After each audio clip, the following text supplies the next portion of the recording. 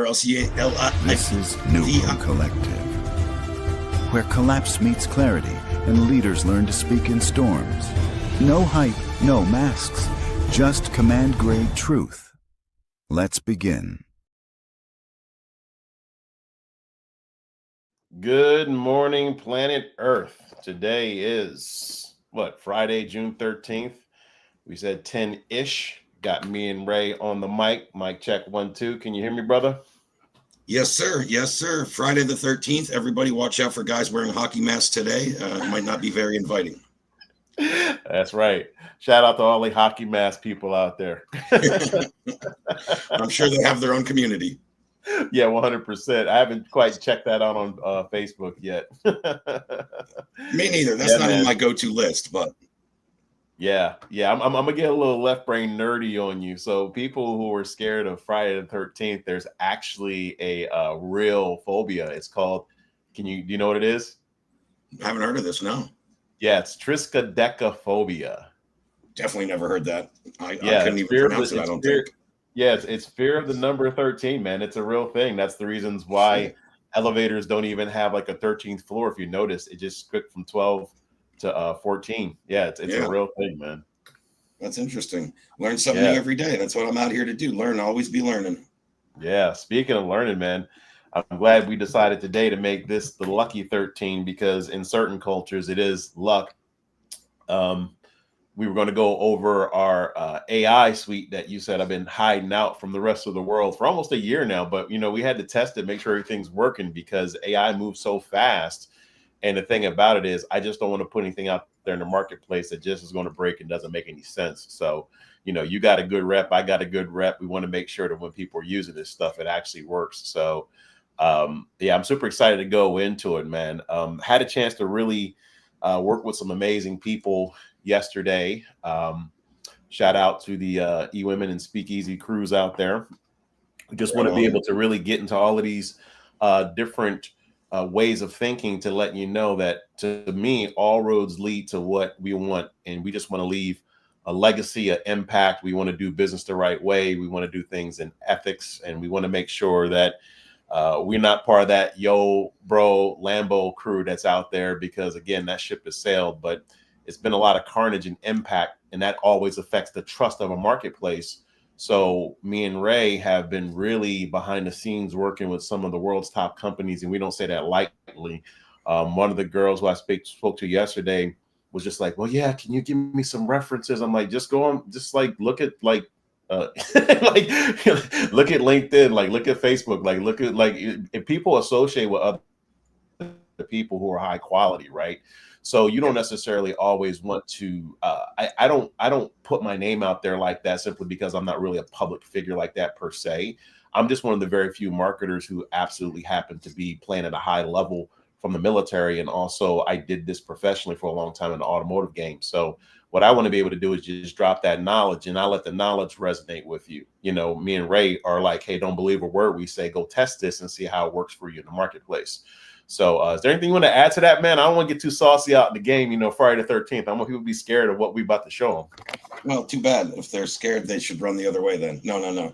I mean, to what you were saying, 100%, I agree with damn near everything you were saying there. But I like to think, with what you and I do, pretty much all roads lead to success. We help people fast track and overcome the learning curve of spending time, money, and resources in all the pitfalls of trying to figure it out. I mean, that's the big difference maker with, the people that we work with and the people that we help. I don't have much more to add to that. I mean, on your point of like, we try not to be the Lambo, bro, Lambo marketing. I don't think I really have to try because I've always kind of considered myself more the anti-guru. That stuff has always kind of thrown me off, even since back to the first person to really blow up doing it. Never attracted me, never fit with my values or how I want to portray myself or how I want to kind of put out my legacy into the world. So that's always been pretty easy for me. Yeah, 100%. And people can tell, at least on your timeline, you post a lot of personal pictures, and it's really tiring because a lot of people forget the human element of why we're online in the first place. So that's one of the other reasons why me and Ray literally want to create like a clear path for people.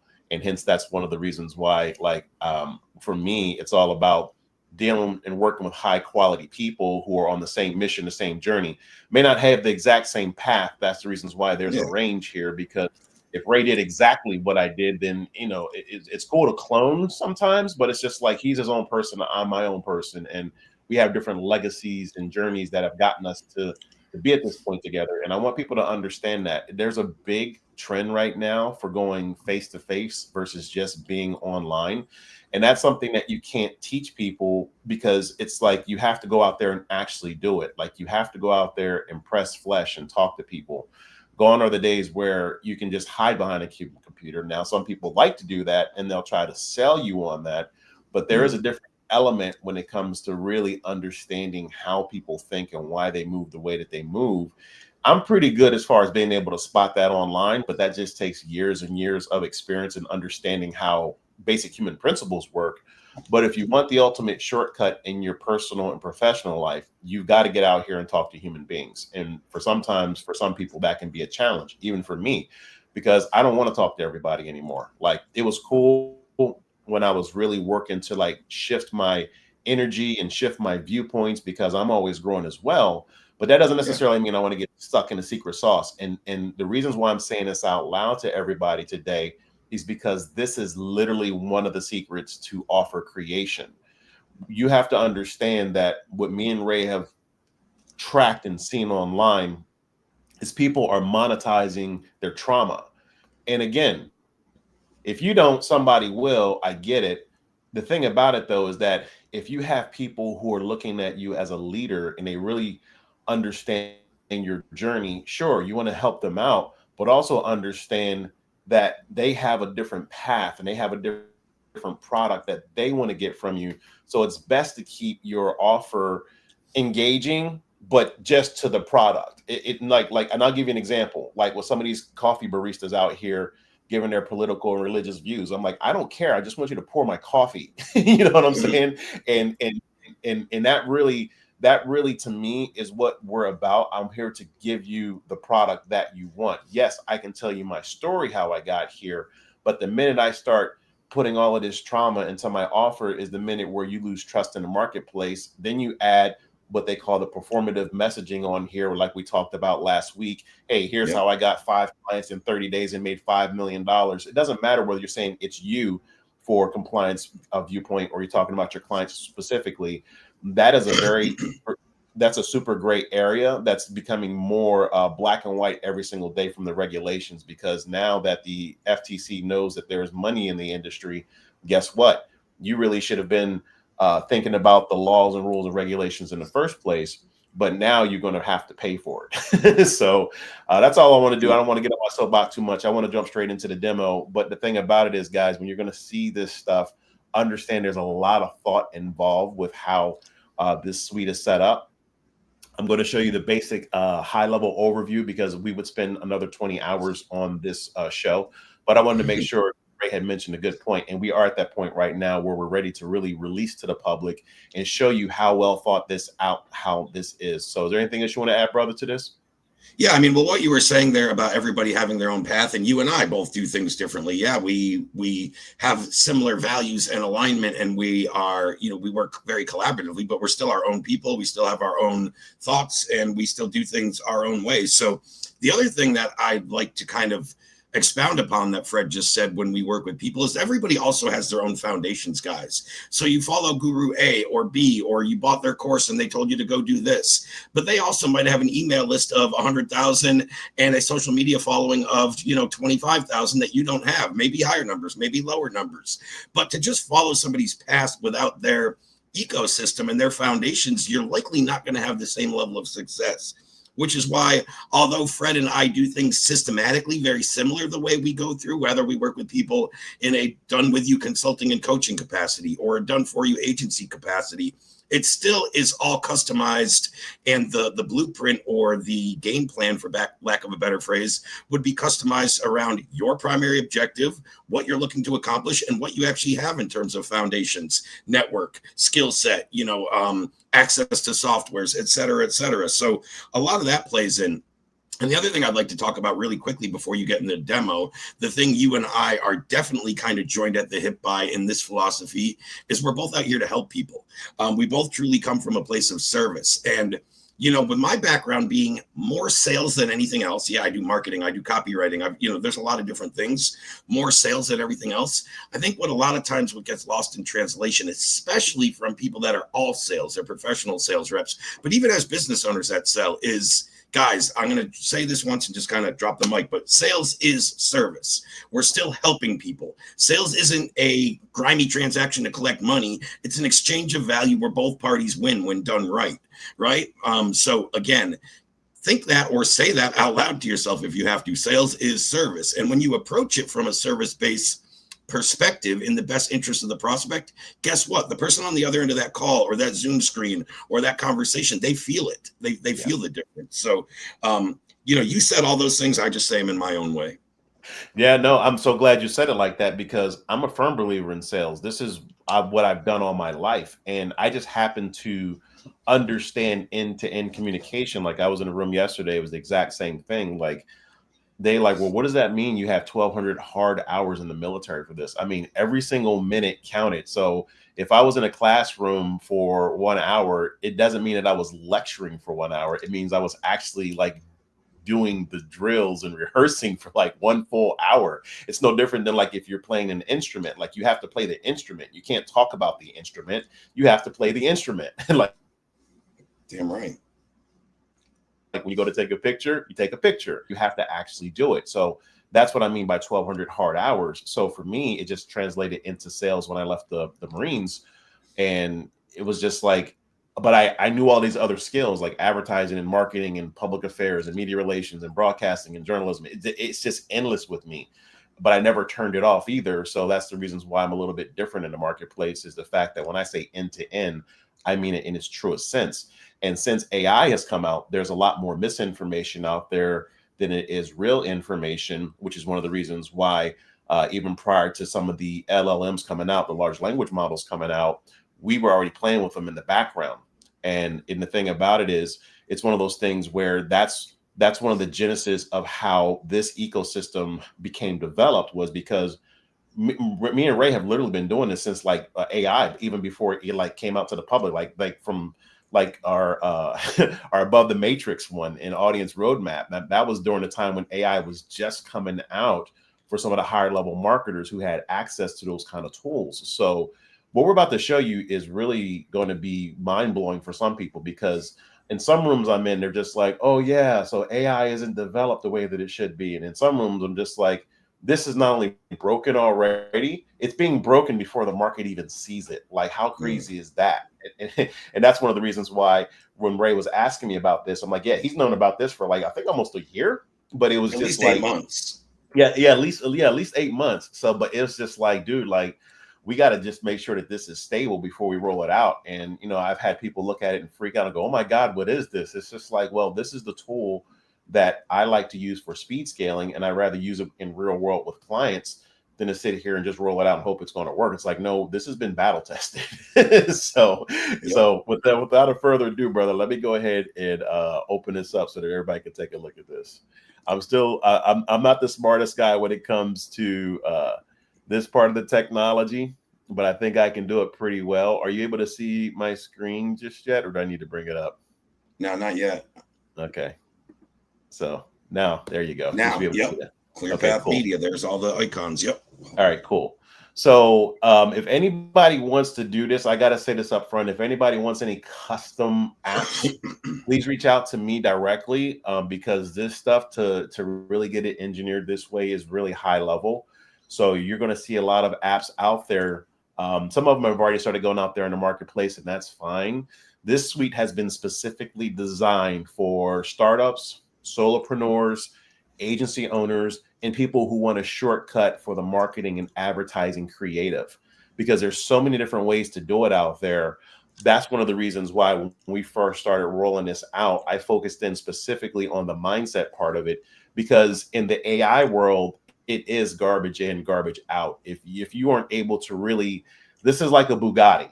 It's just like you have to be able to control the steering wheel so that you can drive it for real performance. This is not a mainstream car right here.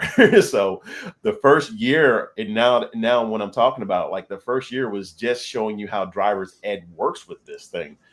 Because as you can see, like, one of my favorites is the magic hooks. We'll go into that. AEO blog. I'm going randomly to the places where I use it the most. AEO blogs, that's Ask Engine Optimization, because with my clients, I'm actually able to get them on some of the LLMs, because not only is search engine marketing one of the trending, well, search engine marketing has been around forever. Let's not be convoluting with that. But what's new is answer engine optimization, or ask engine optimization. So you can write actually into the AI exactly what you want it to see. So there's a process that I use so that you can do that, so that, like, when I was training my AI, it was one of those things where I had no footprint, and that was it was intentional for a reason, just because of, what I was doing. So there's a way that you can do all of that stuff. And so this has been thought out even at that level. What I want to do, Ray, is go into one of my favorite ones, which is like the magic hooks. So let me get out of this one real quick. I'm going to remove this off the screen, and then I'm going to go into that one in particular. And that way we can do that. Is there anything that you want to add to that before I go into the other part? No, not right now. Okay, cool. I think people just want to see inside some of your favorites. Like you said, I think that's the best thing to show is the ones you use the most, the ones that are most pressure tested, and really the ones that have the most real world applications. You know what I mean? Yeah. Well, they all, and I'm glad you said it like that, because they all do have real world application. The challenge is it depends on where you're at. If you just want to, you just use it for your everyday activities, that's fine. But some people, like I said, if we're working with agencies, there's a lot more that they want to do with, like, e-com, or maybe they hadn't any basic invoicing and things of that nature. So let me go over here and go right into one of my favorite ones, because this is, for me, the reasons why I'm starting out with the magic hooks first is because, let me share the screen real quick. Yeah, we can't see it yet. There you go. The reasons why I'm going into magic hooks first is because, first, guys, what we have to do, and this is what me and Ray Zones of Geniuses are, is that we got to get your words right. Some people don't get their words right, and as a result of that, their message is not clear. So once we get your message clear, then we can start working on these, what they call hooks. If you don't know what a hook is, and Ray, if you can explain that real quick, that's fine. And I'll give you my definition as well. But the thing about the hooks, though, is that that's why they're called hooks, is because what you're doing for lead generation and client acquisition, but we more specifically say high trust client acquisition, is what you're working to do is to put your words into the market in a way where somebody says, I'm interested, or you've got my attention. So that's page one stuff. Some of these gurus teach you out here, oh my God, you should always be worried about the top 1 to 3% who want you right now. That's fine, but that's down the road. We have to see how your offer is going to hit the market. And if you don't have your words right, then nothing you put out there is going to work. Yeah, I mean, the way I look at hooks is the initial definition. Think of a fishing hook. So anything that I grab onto my hook, I can take along with me, right? So a hook in marketing, the way I look at it, is 1 to 2 very clear sentences that make your audience, or whoever sees, reads, or hears your hook, want to come aboard and come along with you, right? So they could be different, right? Different objective wise. My hook might be to create intrigue and curiosity. It might be to create authority, right? It might be to create fear of inaction, right? And kind of fear of missing out. So again, depending on the objective, but the one thing I would say with hooks is where I see people go wrong is, you talked about it already. They don't get their words right, so it's not clear. Like, you hear the hook and you're like, what does that really mean? Well, if you think that when you first hear the hook, you're not going to follow along with that person and the rest of that message, right? And the other aspect is, I think a lot of people make their hooks way too long. If you can't do it in a sentence or two, you probably need to rethink it or rephrase it, is my general advice, right? There are outliers where you might use a longer one, but they're very few and far between. Yeah, 100%. Yeah, they're very few, far few and in between. And thank you for that. And when you look at this dashboard in here, and specifically, you can have different projects. There's no cap on there so far. As we're continually to evolve it and do some more of the back end stuff, we may have to start capping. Like at one point in time, there was not even a charge for the tokens as far as just using the images. But right now, this is easy as somebody just having a random thought and they can put it in there as far as their business description. And we're going to do that live, right? So that people can take a look at that. And Hell then if yeah. you just want to, yeah, and then if you want to do it by the image itself, this AI has OCR, optical character recognition, in it, as well as image recognition in it. So you can just upload a image, and then this is attached to several different large language models. Think of it as like a library for like what's already out there, right? Because AI technically is about research and development. That's what most people don't understand. So if you're able to grasp the idea that AI is mainly research and development tool, then you can understand that this is like the librarian going out to those different LLMs to figure out which one's going to be the best that we can give you. So, like as an example, with our AI, you don't get like 6 hands and the arms are off. Like it's none of that stuff with this. Like this will literally give you the best that's available out there from a tech viewpoint. So, and even with the website, this is literally just cut and paste. And then when you're able to cut and paste it, it'll just take that URL that you put up in here. So it's very friendly to anybody who doesn't understand anything about AI, all the way up to the most advanced marketer. So Ray, if you can do me a favor, brother, under business description, let's just do a general one for right now so people can get the idea. Okay. Do you want like a general online digital business or more like a brick and mortar? Doesn't. Yeah, let's go general online business. General online business. So, I have a copywriting agency and I work with service-based businesses. Okay. Say home service businesses. Home. You spell agency wrong. Not sure if that's going to screw up your AI. Nope. That's the cool thing about it. That's what's awesome. Yeah. So certain AIs, if you get a letter wrong or a word wrong, it looks up a whole different thing. Yep. Yeah, this is pretty spot on. It's and I'm glad you said that. It's really designed to be simple and easy to understand. So here's the thing about it too. Valence. Some people want positive for their offers, and some people want negative for their offers. Correct. And in most cases, I'm sorry, go ahead. No, correct. I agree. Yeah.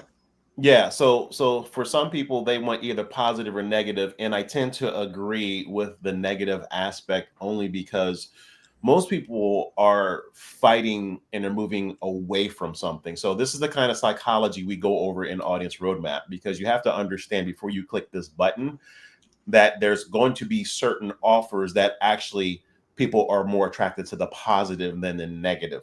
But for most of the offers out there, that still stands that it's going to be negative, not positive.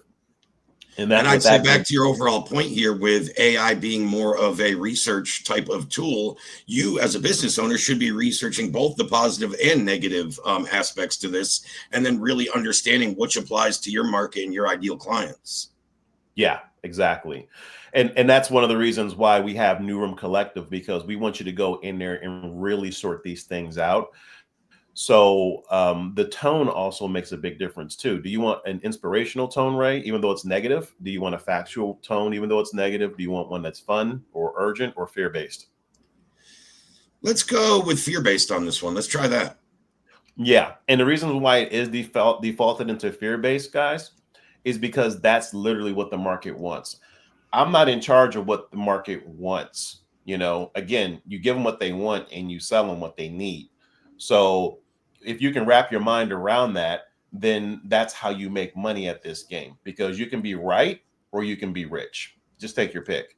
So with that being said, I'm just going to do that. And then it says, what is the main fear that the customer may have that this product resolves?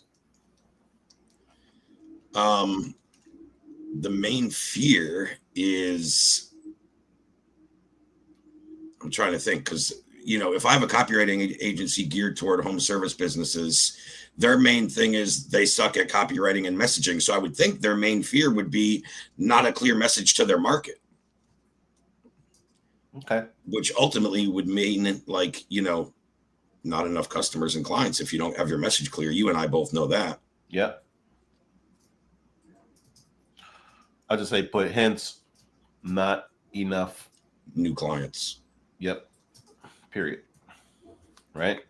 Yep. So we'll put that in there. And now the advanced options are what they are. I can click on that so you can take a look at it.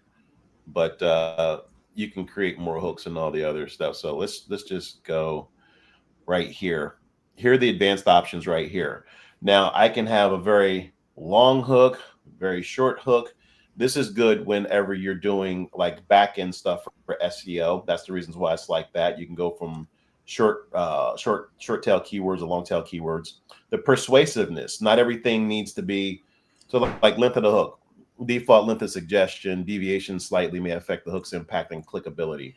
And because we actually score the hook. So it's not one of those things where there's no guesswork in what we're saying. The only guesswork is what you should have done before you use this tool, which is the research. That's why I said AI is a research tool. You're going to hear me keep going back to that over and over and over again. When you get that idea, it's just going to make AI so much more easier to use. So persuasiveness, again, same thing here. Controls the intensity of the sales pitch.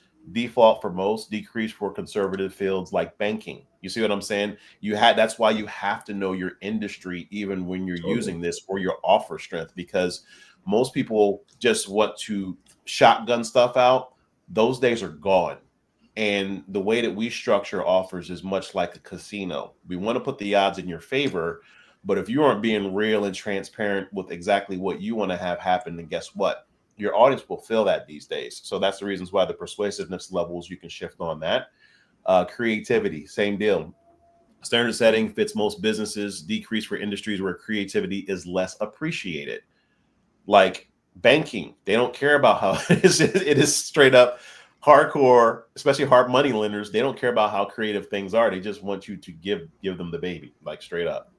And that's the beauty. That's the beauty of having this option here, and having AI to run through a few different options and play with this a little bit, because you talked about how a lot of people aren't clear, and I totally see that. And what I normally see when people are lacking clarity in their message is they try to get too creative or too clever almost. So I would say when you're creating hooks, messaging, and really any type of copy, don't sacrifice clarity for cleverness, right? The best marketing and messaging probably has a good combination of both. They're clear and clever. But I see people try to get too cute or too clever, and then somebody reads through their hook. It's like, the best example I can make is when you watch a commercial on TV and then it ends and it goes back to the show or to the next commercial, and you're like, what was that? What product was that even for? Right? They probably got too cute or too clever. Like, that's not good advertising if the buyer doesn't even remember what product it's for at the end of the commercial. Very same thing with like hooks and angles and messaging. If you get too clever and too cute and you sacrifice the clarity of your message, and then people read it and they're like, I don't really know what he means, or I don't fully understand what he's doing, they're not going to continue to follow through your process any further. Yeah, 100%. And that's one of the things too, where that's the reasons why we train what we do in New Room, is because we want to make sure that you guys really understand that this is marketing and advertising on a more public level is definitely more scientific. It's a lot more predictable than even when it was first like launched and stuff like that. So now it's time to really get a lot more strategic with your messaging. It's time to get more strategic with everything. So that was good. I appreciate you saying that, Ray.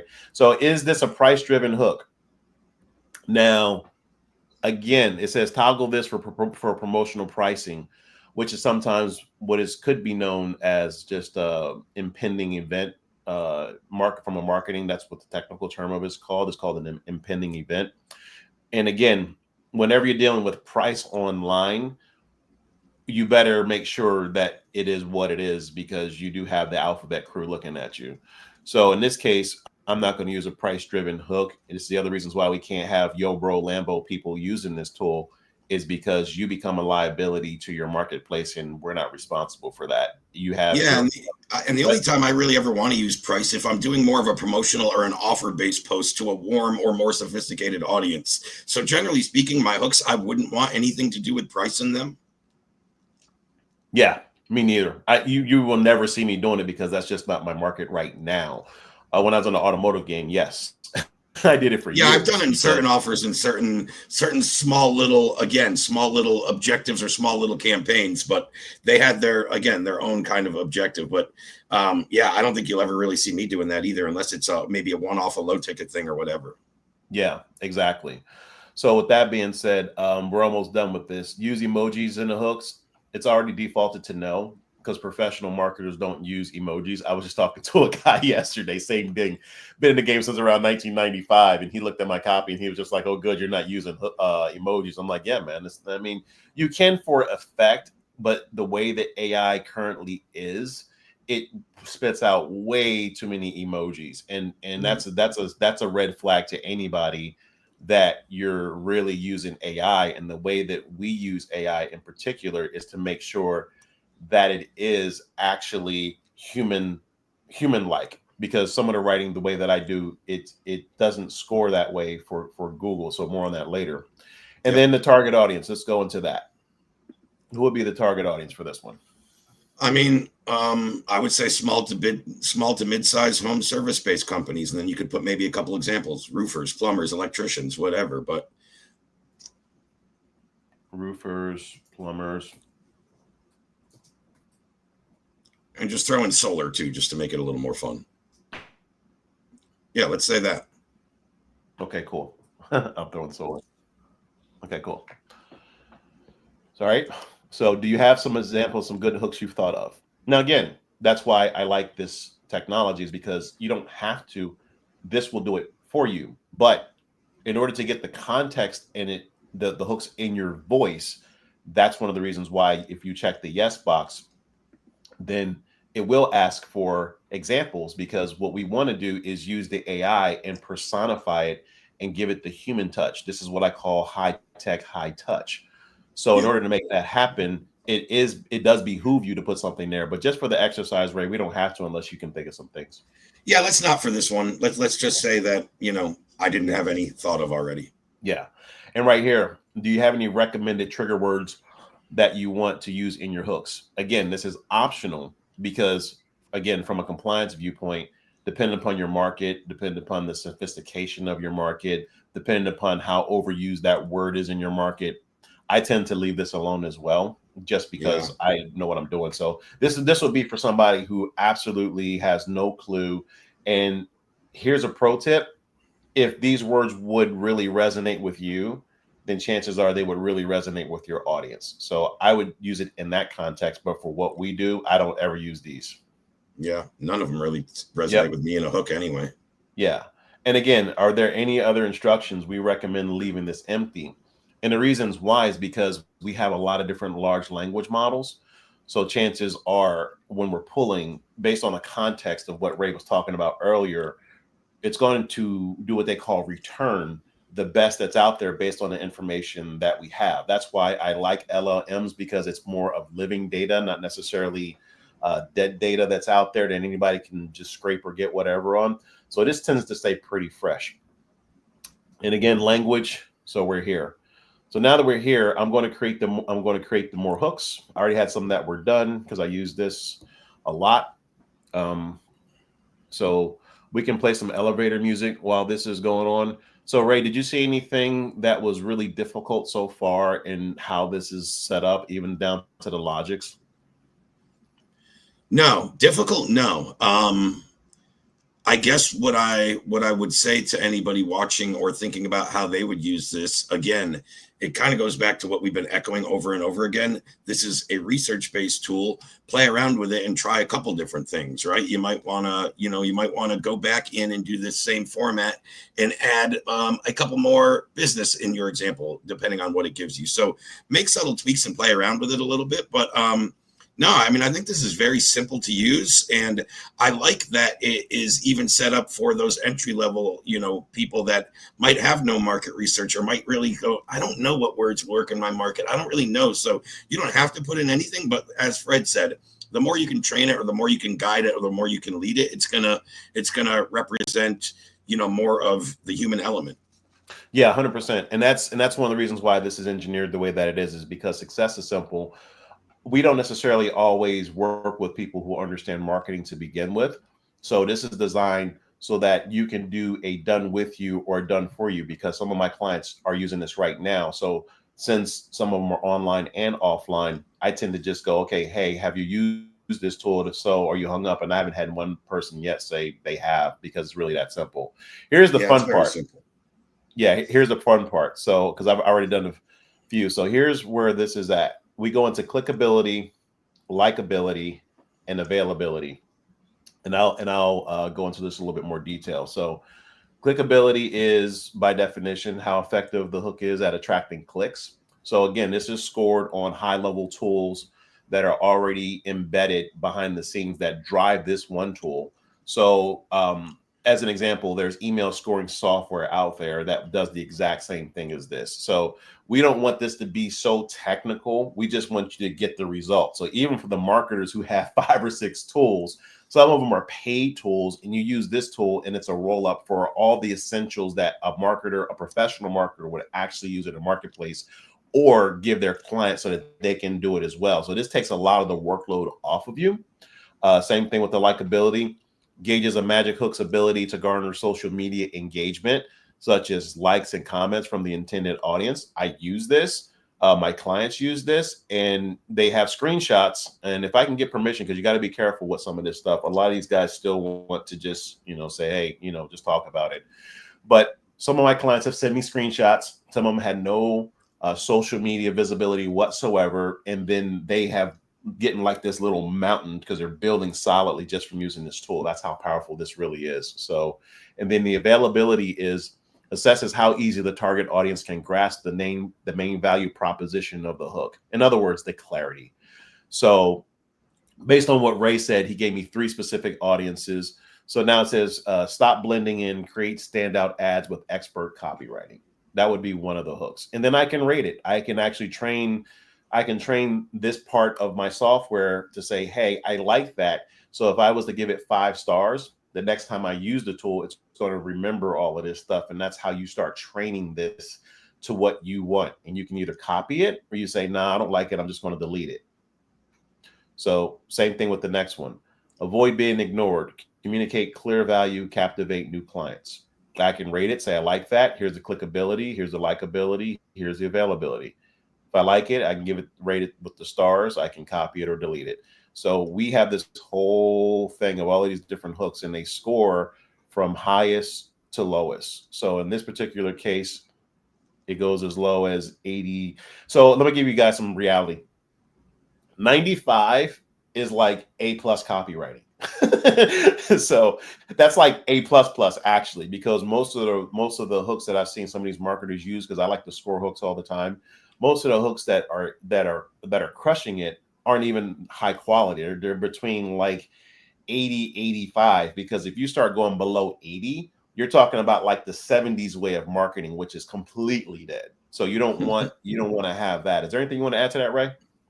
Well, the other thing I would add, and also part of making, utilizing AI, but also blending it with yourself and the human element, is sometimes there might be one of these: avoid being ignored, communicate clear value, and captivate new clients. I might click copy, and then I might go switch one word. Maybe I want to say capture new clients instead of captivate. So also utilize these, whatever stands out, and make subtle tweaks. Maybe sometimes it's just changing, adding, subtracting a word, but there can be slight little subtleties that, again, would resonate with your market a little better than AI would know, right? It's just giving you some of the best suggestions, and then take those and adapt them to what you see being fit or effective. I'm so glad you said it like that, because the thing about it is that's exactly what I do. I don't ever, ever, ever, ever, never have ever take the copy that AI gives me, because on some of my blog posts and some of the stuff that I put out online, I actually say, hey, this was AI enhanced, because I like to be transparent about it. I do a lot of stuff. I don't have time to do a lot of long form handwritten copywriting like I do. But to me, this is the calculator that I needed, because I just write so much. I have a dent here on my finger from writing so much over the years. I have to write in pencil now because writing in pen is just too much, because I just write so much. Like I literally have a divot in my finger. So AI, because and look, even for my Sharpies, I'm not making this up. Look how thick this Sharpie is, because I just write so much. So you want to be able to get to the point where you can use AI for what it's intended for, which is a tool versus a crutch. So this is what's going to separate you, even if you're a top level pro. I talked to a guy yesterday, same deal. If you're at here's like, this is usually something that's paid, but I'll give it here as an example. Even something as simple as if you're using Chat GPT, and you're using, like, Chat GPT has this window now where it's a canvas, right? What people don't realize is that when you use that canvas, two things happen. The LLM can actually write over your previous work, which I find a little bit hair pulling sometimes, even though I'm bald. But the other thing too is that you're not really forcing AI to think, versus I put in their answer in chat instead, like always, because sometimes AI will default. So you're not really training your model. Does that make sense, Ray? Did I explain that well? No, it doesn't make sense. Yeah. Yeah, I because you think want to, most people, I understood. I think most people would. Yeah. yeah, you want to keep so I'll say it a different way. When you're working with AI, you want to keep it almost like a journal log, where you're just you don't want your AI to forget anything. You can clear the memory, sure, but for the most part, you want to make sure that you're training it so that it sounds like your voice. And the more that it sounds like your voice, then you can do your hooks and it doesn't take any time, because you're like, nope, I don't say that. Nope, that is not even close. But the way I have mine trained, it just doesn't miss now. And it's just like, boom, it's my voice. So what Ray, I'm just enhancing what Ray said, because that's true. That word may not, it'll sound weird if it's coming out your mouth versus what AI says. So if it's not you, don't put it in there, but you still have the framework that's going to work. You just have to humanize it. So that makes Yeah, sense. and just to piggyback off what you were saying, I have never once published any posts or content that were just AI created. I probably used AI less than almost anybody that maybe has as many tasks and as many team members, as much stuff as I do. I still like to pretty much write almost all of my content myself. But when I do use AI for outlines or frameworks or suggestions, I take it and then I go in and I drop it somewhere and I go in and tweak it and rewrite it in my own. Oh shit, I would have never said that. Or let me add this. AI didn't think about that. So there are times, and I think that's the best way to use it, as a framework or as a launching board to actually what you want to publish in the end. Yeah, 100%. So there's some advanced level strategy that I do use, and it depends on the audience that I'm talking to. I will use an 83% hook. I will use that. It just, there's sometimes when you should use it, but again, you won't see this dropping down below 80 too much, because you're not really capturing the audience for that. If that's the case, you might as well just throw anything on paper. So that's the reasons why this is more of a tool versus a crutch. And then you can click the button right here to copy all of the hooks, because some people want to put them on a notepad, or they wanted to use them for, like, on Microsoft Word, or maybe they want to share hooks. Maybe they want to score them even further just before they're working. Because again, if your hook is not out there properly, anything else that you have makes no sense. Because when I first learned this in the Marine Corps, we didn't call it hooks, we called them super leads. And that's the reasons why we call them super leads, is because most people will spend, like the true professionals, spend more time working on their hooks than practically anything else. When you listen to a song, it's the exact same thing. 50 Cent is known for creating and crafting amazing hooks, right? Same thing with I'm Loving It. I'm trying to think of my boy down there in Virginia, but it's just like Pusha T. So it's just like all of these guys, you got to spend time on your hooks. But if you don't have your messaging correct in the first place, if you don't have clarity in here, that's why I'm starting off with hooks, is because the rest of the stuff just falls apart. So what you're doing is you're crafting a bridge from what your offer is to what the market is resonating with, and that hook is that connector that's going to put it all together.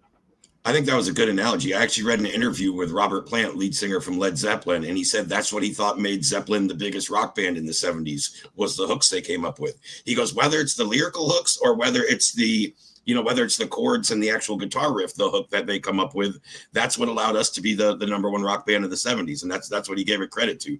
I think it's cool when you see that in like real world applications where people talking about the impact and success they had with hooks outside of marketing, right? I think it's pretty cool. Yeah, because that's exactly right.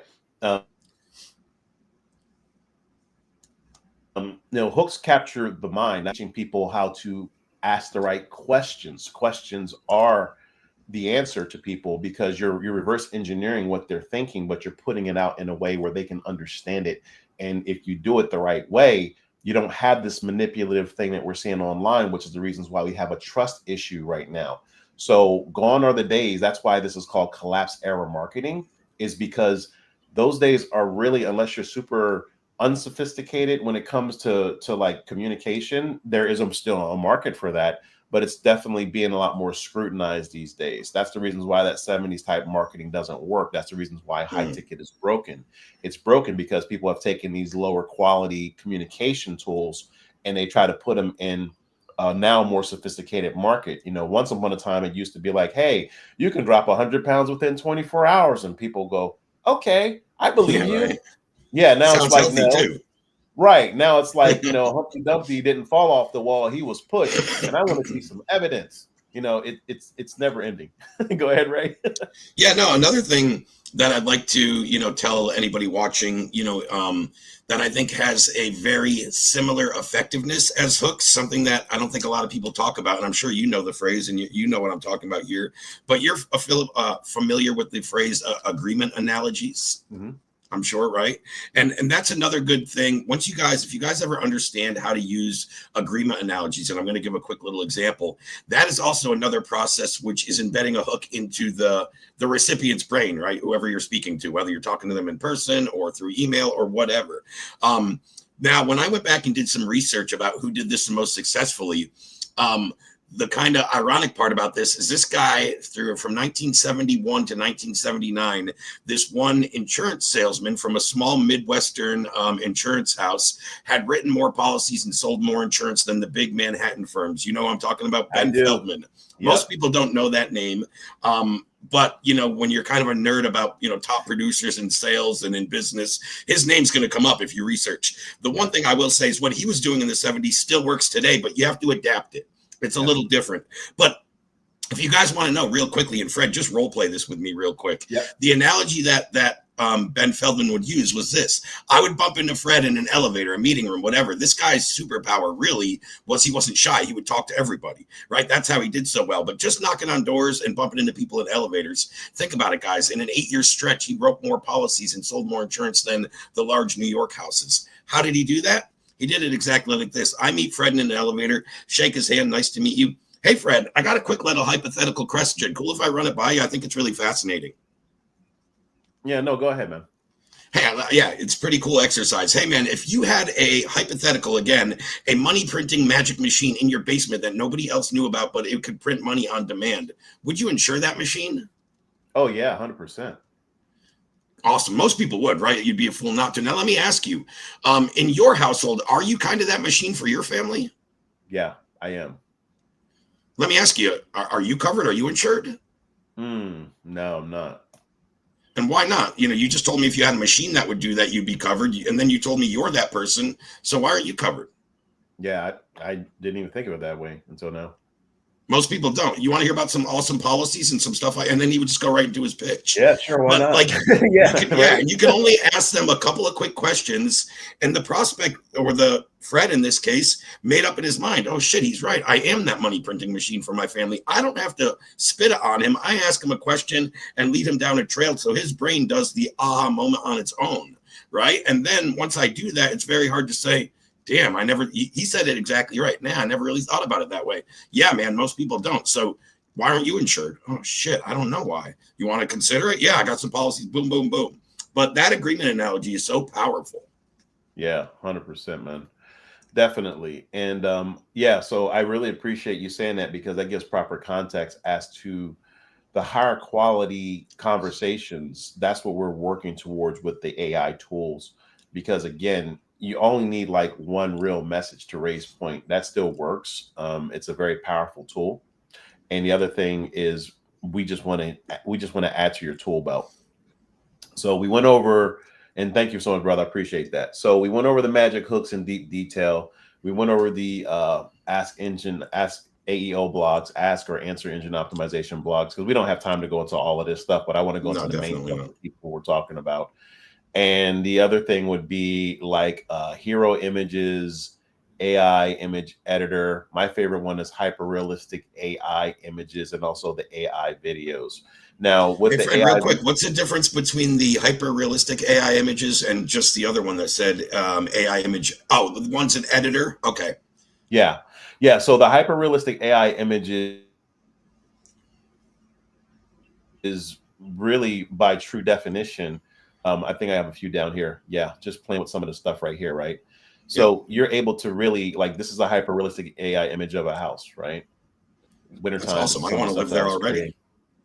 Right? That's what I'm saying. Like it's so stunning. It's like Palm Springs mixed with like the mountains because that's how Palm Springs kind of is like, except it's missing the mountains. So this is very that's something this is very hyper realistic. Like it pulls you in to the actual image itself. And even like I've used this on a few of my covers.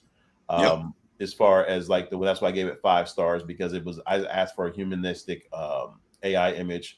Some of them at that point in time still may or may not miss. Even with this one right here, it still looks like that was taken by a professional photographer. Like it's just that much detail. So whatever you put in here, it's you still have to understand how to prompt it better. And this is when people were talking about the news.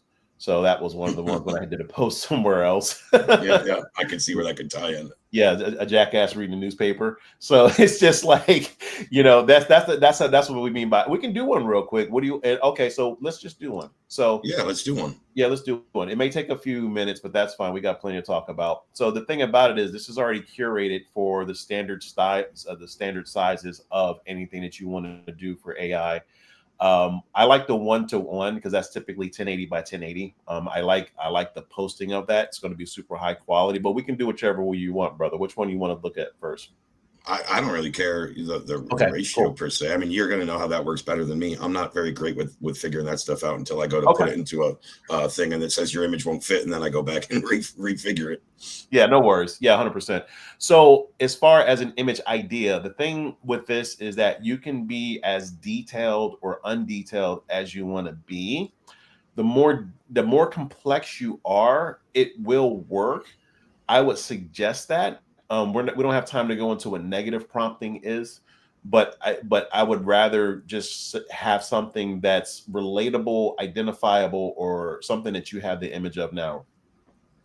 Something that I have an image of now. Yeah, Shoot, I thought I was going to make up something crazy off the top of my head. Such as like an actual image that I like have in my phone. something that you're thinking about, maybe like a penguin with a cigar or whatever. I was just thinking of something cool like an alien gambling in Vegas. Okay, alien gambling in Vegas. Now that's the Something other I've thing, never seen before in my life. right? So, what kind of alien? Do you want a green alien? Do you want a gray alien? Do you want a Yeah, the best ones are green, I think. All right, cool. So let's just go a little bit more specific. A green alien playing roulette in Vegas. Sure. Or poker.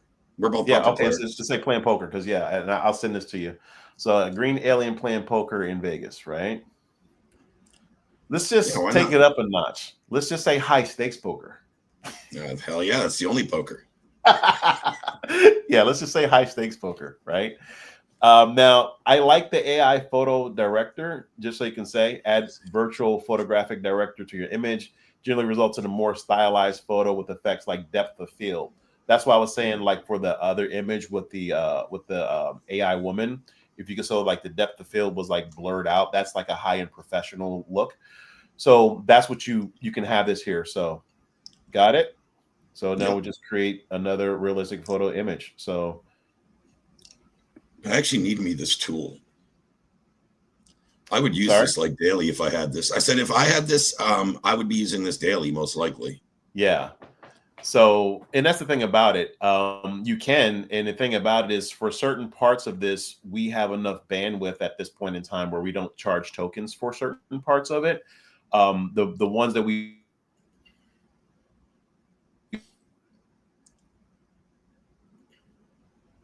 just started really going into more tokens on is like the actual videos and servers for that.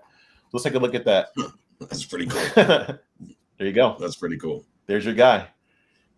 Right. Yeah. That's why I said like high stakes poker too. So, he's got his cards.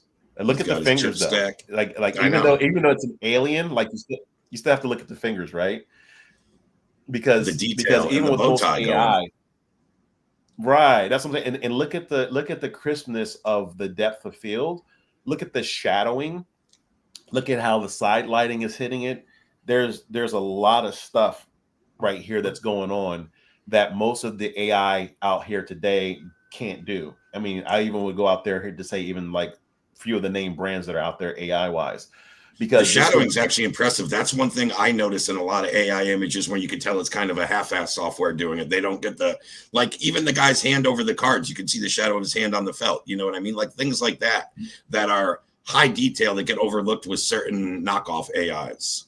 Yeah. I mean, and look, and to your point, look at the depth of field in the very, very front. It's blurred, and then it's sharp on him and his eyes, and then the background's thrown out. Like that was done in less than a minute. Yeah, that was really quick. Yeah, so I'm going to give that 5 stars. And we talked about the high stakes poker, so we can let me get out of this, and then 5 stars. Yeah, already 5 stars. So then when you look at I get so excited about this kind of stuff because people don't understand. Like some people can't even get their hands right with like AI. This has done everything because it looked through all the LLMs and it was just like, okay, well, this is what he said. Let's really, and that's just 5 stars to me all day long. Like I'm actually going to post this. Huh? It's very good. There's a couple of free or cheap AI photo generating softwares that I use. And I got to tell you, 9 out of 10 of the things I put in there and I get back, I never even use. Yeah. Well, that's the thing about it is it's just that, like with this software, you're able to really do a lot of stuff that you couldn't do before because this is curated especially for SMBs, small to mid-sized business owners, agencies, and also e-com, because to me, e-com is a lot different than just running a regular agency because e-com, you got to be spot on with a lot of stuff. You can't miss on with that. So yeah, man. And guys, anybody watching, think if you had this kind of AI suite and access to this, that's kind of its own business right there. You could use that to create copy and hooks and images and content for your clients that don't have access to this type of stuff or that struggle with those things or that just suck at them. I mean, let's be honest. Some of our clients just suck at certain aspects of their business. Yeah, you're true. That's true. So we can do a few more because we got a little bit more time.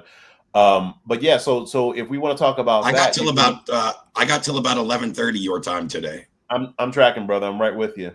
So for people who are SMBs and who are startup and who want to get into the AI lane, like even for this is a very simple CRM. I have a different account. This is like my play account when I'm demoing.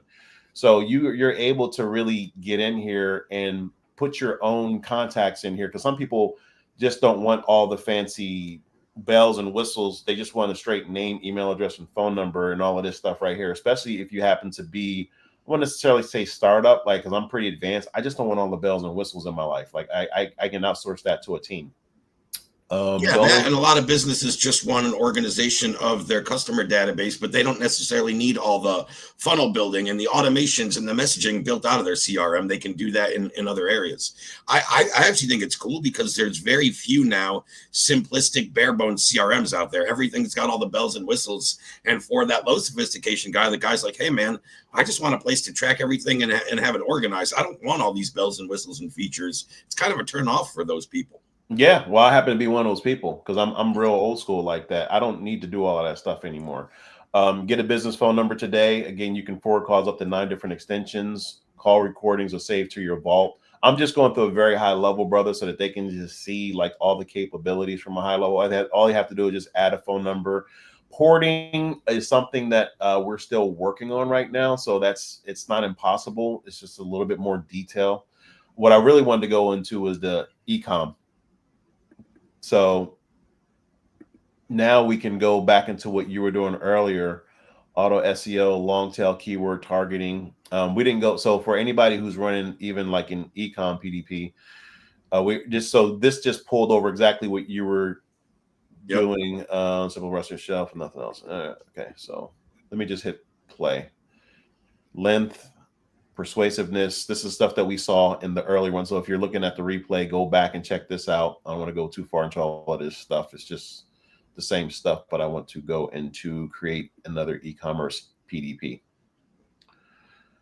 So we'll give it some elevator music. It's going to build the hooks for a PDP as well as the SEO tags. Cool. So this is what we would have right here for e-com. It did that in under 30 seconds too. Yep. Just cut and paste. Yeah, that's awesome. Yeah, that's awesome. So people watching might be thinking, Fred, when or how do they get access to this tool if they want it? Oh, well, yeah. All they got to do is just hit us up, go into the group, preferably. We can, because it's already been out.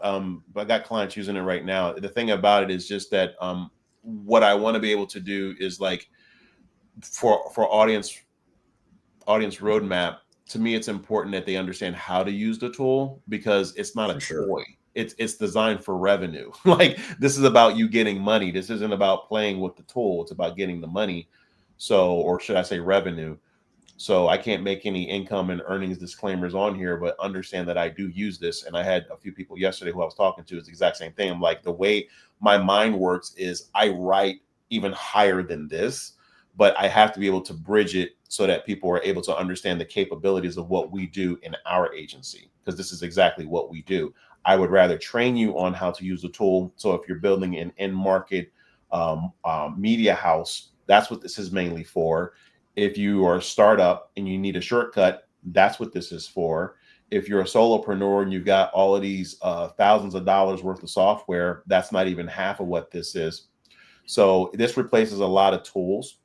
And that's all I really want to go over today, man. I could stay on this thing forever. It's just endless with this tool. But the key here is that it's solid. It doesn't break. I've never had anybody complain. Here's where the complaints come in. I have had people complain, but it's their fault because the computer's outdated. So I'm not saying you can't use anything like that's lower. I use Mac on everything. So for Windows, definitely make sure your Chrome browser is updated. That's what I would say as well. And make sure that you're using the most sophisticated computer you have. I mean, I would say anything below maybe 4 years, you may start having problems with this, but I don't know that to give you an accurate assessment. But I want to be completely truthful and transparent about the capabilities, because you actually can even run this on your phone, because that's another question that I get. You can run this on your phone. I will sometimes use this when a client will call me and they need something really quick. I'll give them an answer, and then I'll also give them an AI answer, and then somewhere between they can use whatever they want to use. But this is very much what are your thoughts on it, brother? I really want to get your thoughts on it. I mean, it's great. It's what you were just talking about there, like you can't make revenue claims, but what you can say, and 100% factually, is you use this, your clients use it, and you make revenue, and your clients make revenue. So that's the claim you can make factually. Yeah. My thoughts are kind of what you were just going over, guys. When Fred first showed me this about 8 months ago, I was like, dude, I'm paying for about 4 different softwares that this would replace. And it might even be more now. That was, again, about 8 months ago. So that's number one. And number two, if you don't need anything, especially like in terms of the CRM, you don't need anything that's kind of full stack and has all those automations and integrations built in. This is a great tool and a great stack of tools. It's not just one tool, right? A great stack of tools for, as Fred said, startups, freelancers, and people that are, taking on odd jobs and creating content and copy for people. You're probably paying lots of different softwares. You're probably, putting a lot of stuff into Chat GPT and stuff, and things that this tool can improve upon in the results, and also in the effort you need to put in once you understand. As Fred said, the disclaimer is you got to understand how to use it right, and to use it in its objective to drive revenue, attention, whatever you're trying to drive into the business. It's not just a toy to play around with. I mean, it can be. It's just a waste of time and money if you're going to do that. I do like to have fun with it. It is one of those things where I mean, when like my hobby is still work, it's just a little bit more of a higher level work because I'm just a tech guy and I like pioneering stuff. So that's how I have fun, and it's one of those things where it's to me, when you don't know what's out there, then you get sideswiped by all the noise that you're hearing out there. So eventually we'll run ads for this stuff. I just wanted to make sure that it was really solid and stable, and we're working with our current market and our current opportunities first. You know, that's right, Weasel, because some of these guys have paid money. You know, and thank you for your trust in this kind of stuff because it's not cheap to do. So the other thing is making sure that people understand that we're solid, we're stable, we're not going anywhere. We want to make sure that you understand that AI is not going anywhere either. And also understanding how communication works isn't going to go anywhere. Because whether you're using it for sales or marketing or advertising or just communicating in general, your words do matter. So I'd rather just let you know that me and Ray are literally at the forefront of a lot of this stuff. For some of the OG marketers and advertisers out there, definitely want to talk to you a lot more to see exactly what we have a match on. If not, that's fine as well. But this tool has been specifically engineered to get rid of a lot of the inaccuracies in the knowledge base that's out there regarding AI. Because I literally was at a place a few months back and I lost my mind when they were just like, oh yeah, well AI is not that advanced. I'm like, are you kidding me? Yeah, Like right. maybe in your world it's not advanced, but the people who are making it, there's a problem in the AI world right now, bro. I don't know if you know if you even know this, but there's no real security on the AI. And the reasons why is because there's an AI arms race that's going on right now. So it's one of those things where I talk about that on different platforms, but for the most part, it's just like from the end user viewpoint or for the people who want to use this tool for good and you want to monetize and you want to really get the shortcuts in life, understand that there are shortcuts, but you still have to understand how the tool works in order to get the proper shortcut because it's still going to be garbage in, garbage out. You still have to know what your end product is, and you still have to be able to communicate it in a way. Like even when Ray gave me the example, I just fine tuned it a little bit. It still would have produced something amazing, but because I've used it so much, it's just I understand the nuances are going to increase the level of conversion. That's one of the first things he talked about. Man, look at the shadow under the cards because that's the first thing that I did. That's why we track with each other. So, did you want to tell him a Yep. little bit more? I know we're. Is there anything you want to add on the AI before we move on to something else? Because I want to talk about the challenge. I mean, no, not so much about the AI. I think in your last statement, you said something kind of interesting or fascinating that might go a little overlooked. You know, you said, I have fun with it. My hobby is work. And for a lot of people, that's probably a mind blowing statement, right? For in my past life, you know, prior to doing what I do now, and when I worked for, a previous industry in corporate America, my hobby was never anything to do with work. I punched out and I didn't freaking think about that place till I went back, right? But now I am very wired like you, and part of my hobby is work, and I enjoy it. Like the other day, I was just researching like great salesmen and great production in my spare time, nerding out, and that's when I came across the whole Ben Feldman thing, right? Like that stuff is fun to me, but you know, it's also used in my work, which is great. You know, when again, you know, in a real world average 9 to 5, I don't think very few, if anybody's hobby is work. It's like I punched out, I forget about that place till 9 a.m. the next morning, right? Um, Yeah. and I think it's really cool to you know be in a place in my life, and you know, same for you because you said this first and brought it to my attention just now, but where you know I enjoy work enough to make it part of my hobbies because by no means is my only hobby. I mean, I'm going out tonight to see live music. That's a hobby of mine. I'm going to a concert out on the lake on the patio in a few hours. But you know, prior to 5 years ago, none of work and hobbies ever got intertwined in my life. Yeah. Well, that's the thing about it. You know, if you aren't enjoying what you're doing every day, then it's hard to just. I love what I do, and I love helping people for real. So it's Yep. it's work in my definition of just like it's my daily life. Like even when I can't tell you when I just have not even thought like that. It's just to me, it's like why are you doing what you're doing in the first place? You know, it's just like walk this earth and have fun and live your life and make money. So it's just like anybody who needs help with that, that's one of the reasons why we have these tools. It's not, this isn't a biz op tool. This isn't for something like, this isn't like a MLM tool or nothing like that. We're not selling it like that. There are affiliate programs with it. You know, if you want to talk about that, that's fine. But the reality of it is, I want people to really use this tool, and we're not selling the shovels. We're also selling the shovels and helping you get the gold. There's a difference between that, because to me, that's really ethical marketing, to be able to say, hey, look, this tool is not for everybody, because I told you who it's not for. It's not for the Yo Bro Lambo marketers. It's just not, because this is high sophisticated stuff where you have to understand, like when even Ray mentioned it, it was like his examples were SMBs, small to mid-sized businesses. They don't have time to be playing around like that. They're about getting their money, and they think a lot differently. And it's a brick and mortars. It's like a completely different beast than somebody trying to, you know, you roll up onto an SMB with a Lambo, they're going to look at you like you got 5 heads. So it's just like, it's not impossible, but it's just like, you know, that's not the way that they think. They're there to really work with the people in front of them and help them out for real with their services. So it's not the same thing. So with that being said, this tool has been designed for like the real ones who just really want something that they can use and they're actually going to get a result with. Because matter of fact, I can't do that until I get permission, but I created a whole AI commercial just from some of these images. Maybe I'll do another, because I've done it for several clients. Maybe I'll do one for New Room. I have some stuff that I have generated with this software that I haven't released. Let me put it to you that way. I'll start releasing that stuff so people can get the idea of how powerful this tool really is. Even I was one of the first people on the planet to literally do AI commercials. So, and they're high quality AI commercials. I've done them for my clients, but I can't talk about that until they give me permission to release it. But that's the innovative stuff that causes you to capture and corner markets. That's what we train on. So if you want to know that part, then join the group and book a call. And we have audience roadmap just for that reason.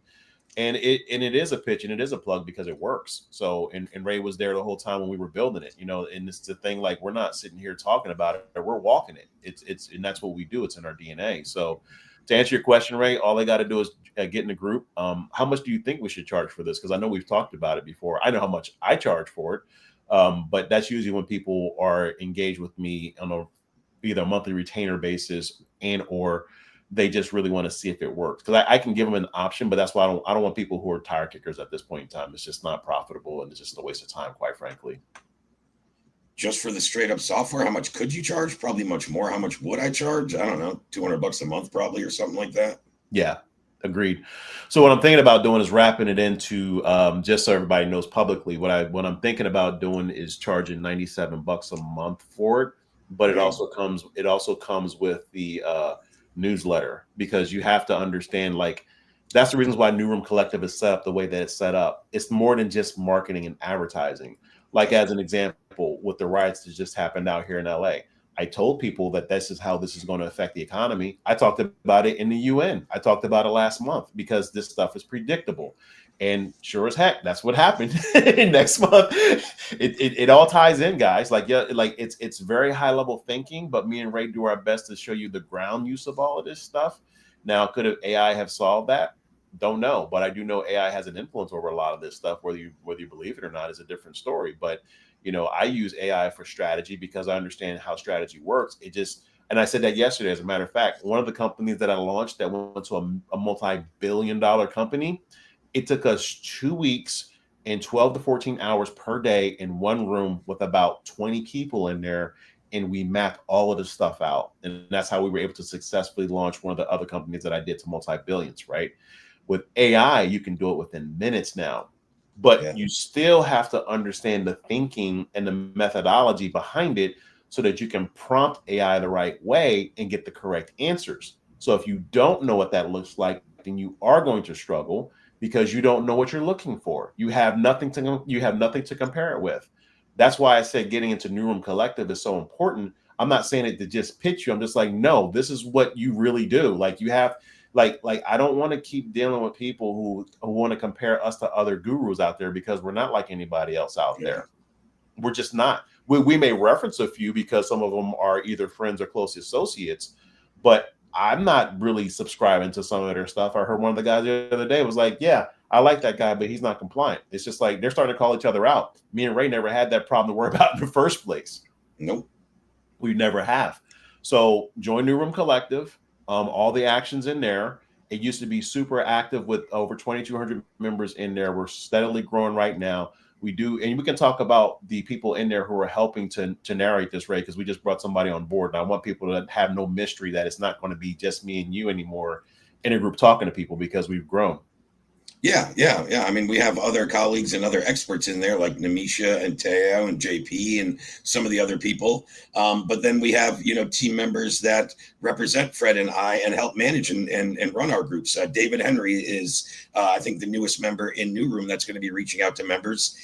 He's been training with me and working with me and Fred and on calls with us for the past 8 months, getting really familiar with us, our IP, and how we think, how we roll, and really gearing up so he has a full understanding of the product knowledge, our expertise, and who we help. And now he's at a point where he's like, hey, will you guys give me an opportunity to start, working with you guys and reaching out to some of your members and helping out and delegate some tasks to me. So even when we do bring somebody aboard and they are, helping us out, representing us, taking off some of the workload of things that you and I maybe don't have the time, or is where our time might not be best spent or best leveraged.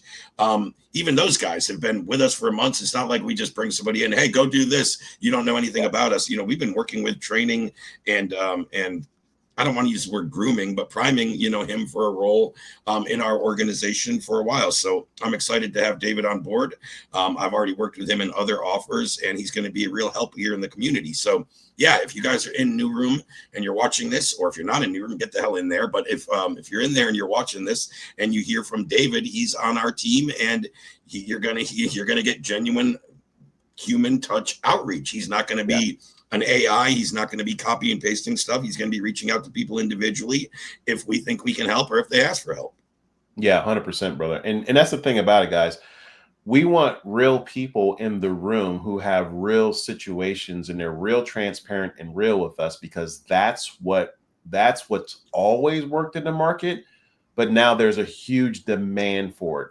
And if you're not crafting your words and your messaging and your offers and your style and your strategy around that one core theme, not only are you really behind, not only are you really missing out, but you're not capturing the attention that you have as an expert, because this is the reasons why experts fail. And I said this in a room the other day, and people's head exploded. I'm like, when you really look at the market, the people who do the best have the most mediocre offers.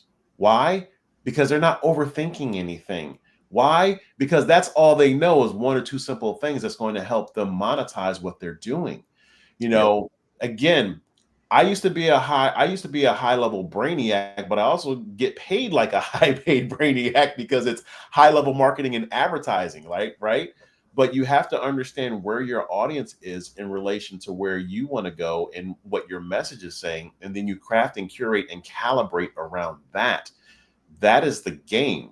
Now, how you get there is going to require maybe some steps and some hard work and turning wrenches, but it doesn't take long, especially with the AI we just showed you. So if you're looking at the replay, state replay, let us know what inspired you about it, and then get on a book a call with us or hit us up in the group.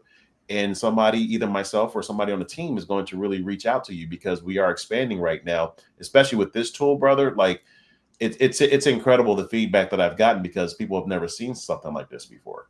Yeah, no, I know. I mean, the feedback I first gave you when you first dropped it to me, my jaw kind of dropped. I'm like, holy shit. Like, this is something, you know what I mean? Yeah. And speaking into that, guys, we're always, especially myself, but Fred as well, we're always very transparent. One of my core values, and something for better or worse, you might like, you might not like, but I'm very unfiltered and willing to share what a lot of people don't share behind the scenes. So speaking of offers, right? A lot of people that are in this group, and a lot of people that may be watching, whether live or on replay, you guys are likely business owners, entrepreneurs. You likely are in or have been through some struggles at some point. I don't think I know a business owner or entrepreneur that hasn't been, or else I'm not sure if you can really call yourself that. But I say that to say I'm bringing up a DM on my phone. I'm not going to, release the guy's name because I didn't ask for permission. So, but this is a client I just started working with within the last month or so. And I think we've all kind of felt this way in the past, but I'm just going to read you a message real quick. He goes, hey man, he just sent me this kind of out of the blue. He's like, hey man, when sometimes you wake up and all you're doing is spending money and starting a business, and you need to start bringing in some money like immediately. He's like, I'm just sweating it right now. And I don't know why he said, and being immature, not to. Maybe he had a spelling mistake there, but he goes, I'm just sweating it right now. And I'm pretty sure you know what it feels like. Again, I hope you understand, but I'd love to hear your, some feedback. And I've been working with this guy for less than a month. I've just met him relatively recently, but a lot of the messages, I'm scrolling back now, and a lot of the messages are him talking about. And guys, for context, this is probably mostly all within the last 4 days. This guy just kind of all of a sudden comes into a program with us, says how much he's struggling. And like, I got a bunch of voice notes on here from him, telling me about the struggle and me trying to walk him through it. But last thing I simply I asked him is, I'm not even going to say his first name. All right, man. So I understand where you're coming from, and I already gave you some feedback, and hopefully you've been implementing that and actually putting in the work. But let me ask you this. How many offers has you made this week? And he left that on red and hasn't come back to me yet. Why do you think that is? Oh, I know why that is. Yeah, but isn't it funny, guys? If you think about our actions as business owners, entrepreneurs, even outside of that, is anything. We want a result, but we don't put in the requirement to get the result. So, hey, man, Ray, I really need some sales. How many offers have you made this week? Well, I haven't made any, but you expect sales? Like, where is the actual sanity or logic in that? Fred, I didn't make no offers, but I expect to make a whole bunch of deals this week. Yeah, no. So again, I just thought that would be relevant to maybe somebody watching. We've all been through those struggles. And again, when you've just invested in something, whether it's with me and Fred, whether it's with anybody, whether it's in the past, you start to get the fire lit on yourself in terms of urgency. This got to get done today. This got to get done today. Guys, nothing happens in one day. I mean, nothing worthwhile. Not to say I can't go close a deal or make some revenue, but your business isn't going to go from unstable or no clients to the revenue you want the next day. It's just not going to happen, right? But yeah. What can happen, and what Fred and I always talk about, same with the AI tool, same with working with us. If you're not willing to put in the work yourself, don't expect the results that you're really looking for. And you need to be self-accountable when it comes to that. I hate to say it. I don't really hate to say it. Some people hate to hear it. There, I'm going to rephrase. I don't really hate to say it because it's a freaking truth. You might not like to hear it. Yeah, I mean, it's true though. And that's one of the reasons why we rock so hard is because you got to turn a wrench. It doesn't matter who you are on this planet. Even some of the billionaires that I used to directly work with, they still show up to work. I'll give you one story because I know we both got to go. But one of the dealers I was working with when I was in the car game, he's out in Vegas, pretty prominent dealer. And for years, I would go into his dealership and train all the finance managers, the sales guys. I'm closing deals, taking deals. I'm not just somebody who's out there talking. I'm walking like we're getting it done together. That's how you get respect out here in the marketplace. And it was one day, and I always kept hearing this dealer's name over the phone, like they had the intercom system. Always heard it.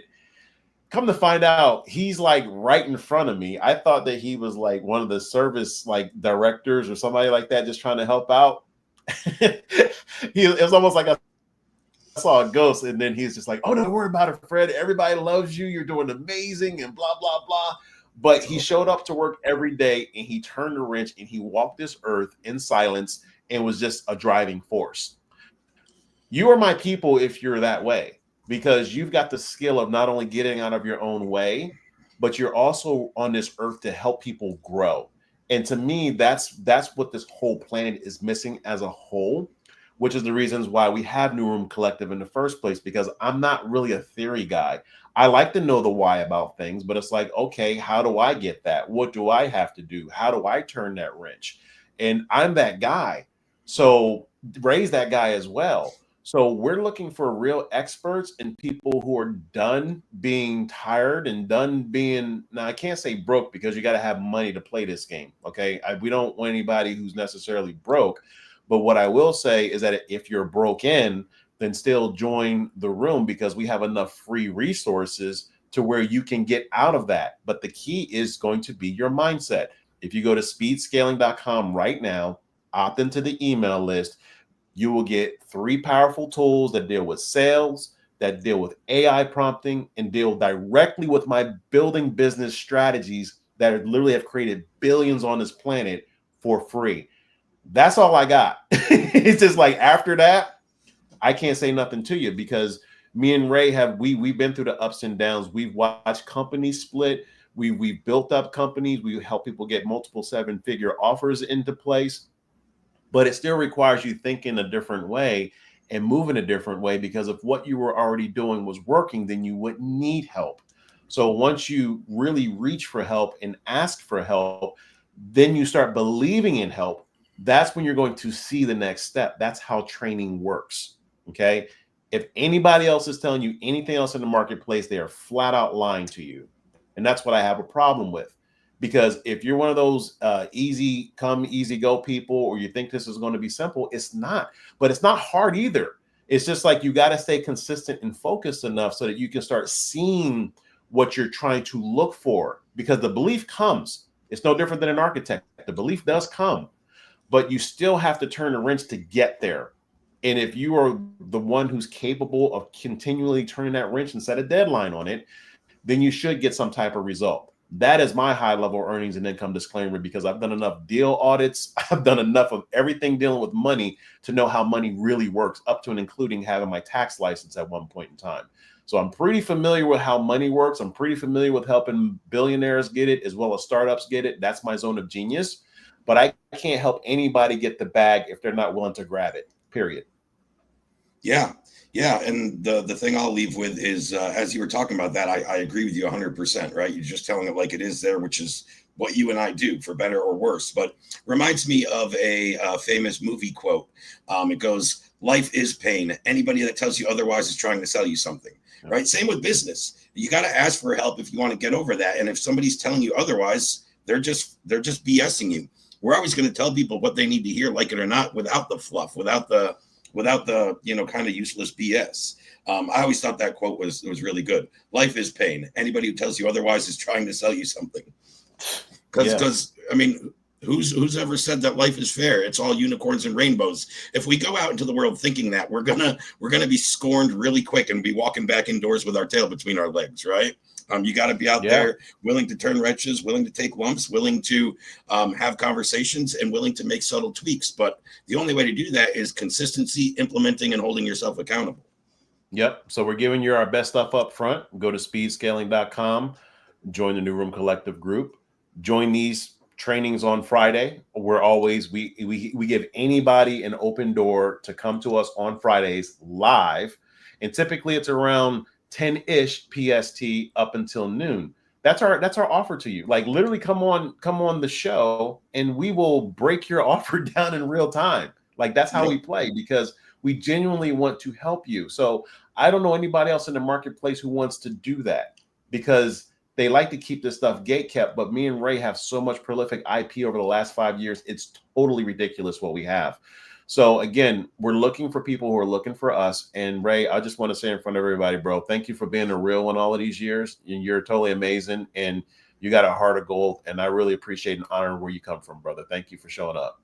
Thank you for saying so. You know the feeling's mutual 100%, my friend, and that's why you and I are still here doing this. And Fred's right. No one else is really making this offer. Hey, come on a couple of guys, experts show that go live every week, and let us, for free, break down your offer, your messaging in real time. You know, there's two things. People are either gatekeeping that or they're charging a pretty high premium for that. We're doing it just in the efforts to help and deliver service to anybody that's a member within our group. Yep, 100%.